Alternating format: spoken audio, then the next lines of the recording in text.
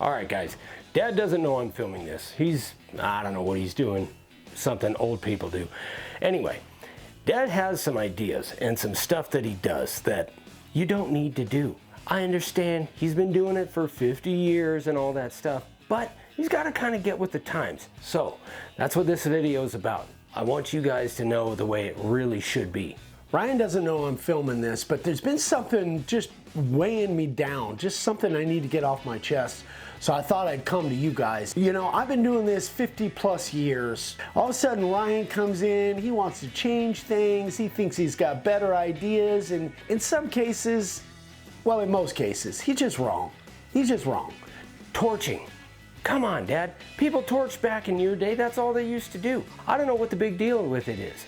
Now, I'm not saying everything you make, you should just torch and make it charcoal black. But there's some really cool designs out there that are only that cool because they have torching on it. I don't know what his deal is with it. It can add stuff to a lot of signs. And if you're a beginner, and let's say your lines aren't quite where they should be, it can kind of cover that up a little bit.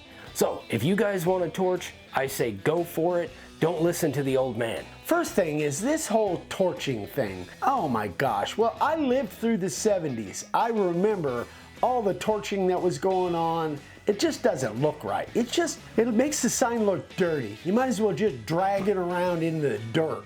Another thing, Dad is obsessed. If you make a sign, it's gotta have a bevel on the back. Come on, what is the big deal? Especially if it's an outdoor sign and it's going up against something, you don't want water to get behind there. You want to keep as much water out. So a flat back will go up against the sign and not have that bevel catching water. Nobody is gonna look at a sign and be like, well, the back's not beveled. Well, I don't want this. Give me my money back. But no, for Dad, it's gotta have a bevel on the back. I'm not saying it's a terrible thing, but is it really that big of a deal? No. I've always been adamant that the back of the sign has to be beveled. Ryan's like, he never remembers to bevel the back of the sign. People are gonna get splitters, and it just doesn't look finished, it doesn't look right, and it's just, come on, you guys gotta agree with me on that one. Now this drives me nuts. You have any idea how many times I'm laying a sign out and Dad's just standing over there like, oh, that one's crooked, oh, that one's not right. I understand if a letter's crooked, but it doesn't have to be 11/32 instead of 3/8 apart from each other. It does not have to be that precise. You put it on there, if it looks good, you carve it. And then on top of that, when it comes to layout transfer, that process already takes long enough. But Dad's gotta make marks, he's gotta measure, he's gotta blah, blah, blah, blah, blah. Get it in the center of the board, smear it on there, and then start carving. Nobody is gonna bust out a tape measure when they're looking at the sign you made for them and say, oh, this is a 32nd off, mister. I don't think so, I'm not paying for this. No, so just calm down, good is good enough. You know, when it comes to doing transfers on boards and stuff, it's just like, just throw it on there and just eyeball it. No, no, no, no. It's just like any other layout process. You gotta measure top and bottom, left to right, make some marks, do it the right way. Take your time and do it right.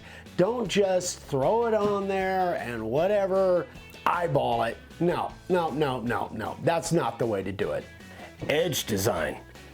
Dad has 2 or 3 edge designs that he really likes. Other than that, it's just all the same. You've got to open your mind, expand it a little bit. Look around, see what's different, what's cool.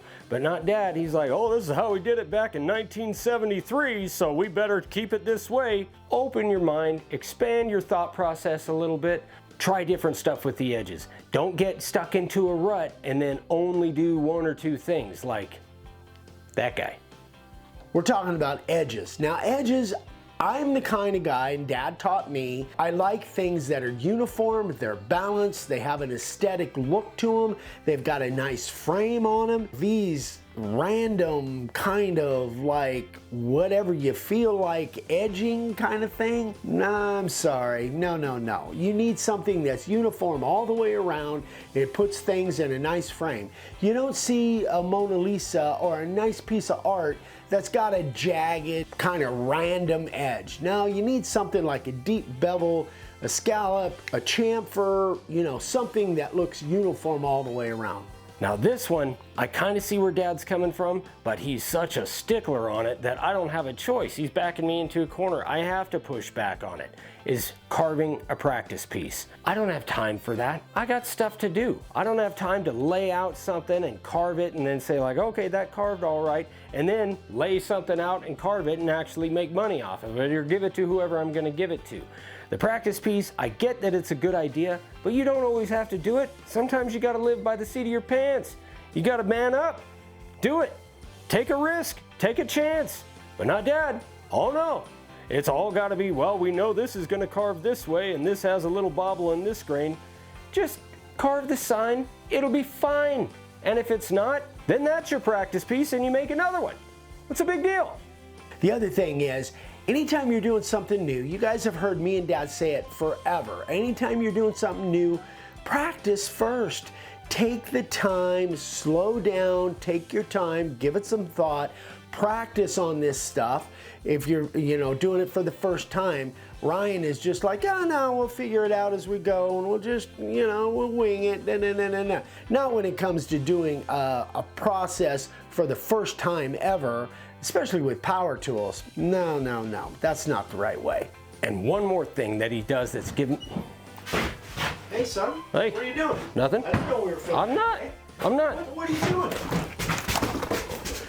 All right, guys, so obviously we've got some dysfunctional family things going on here. Yeah, well, we know who's right. Yeah. We know who's wrong. Let us know what you guys think in the comments, right? As long as you agree with me. Yeah, and it's obvious we dress the same, we look identical, but obviously we have differences of opinion. Yeah. He looks older than I do, but yeah. We'll go with that. Yeah. Anyway. Well, we hope you guys like it, and remember, let us know what you think in the comments, and we'll see you on the next one. Bye, guys. Bye.